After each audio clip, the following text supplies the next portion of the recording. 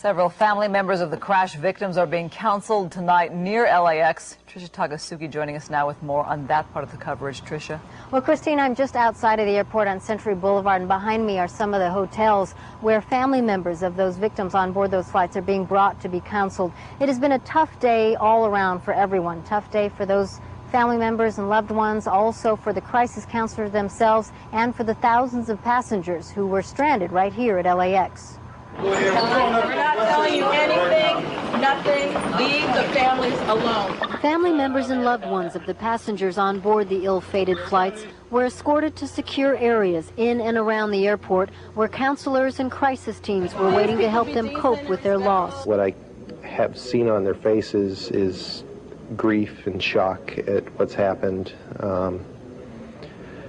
They've gone through a terrible tragedy and a horrible loss, and you can definitely tell it in their faces that it's hitting them. What does it do to your heart? Breaks it. Breaks it. It's painful.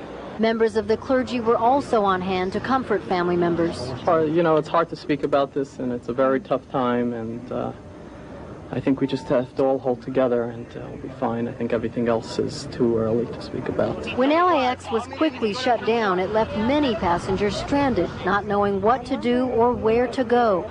The American Red Cross set up relief areas. They don't seem to have something planned for whoever was supposed to take a flight. We were lucky that it wasn't here in LA. Lucky that it was. I mean, I feel so bad for those families, you know, and I don't know. It's just hard to imagine. Back here live outside of the airport along Century Boulevard, this is normally a very heavily traveled area. It is eerily quiet tonight. No traffic. You don't hear any noise in and around the airport area, unlike anything we've heard in the past. Now for an update on those stranded passengers, the Red Cross has set up a shelter for them if they needed to stay overnight. It is being set up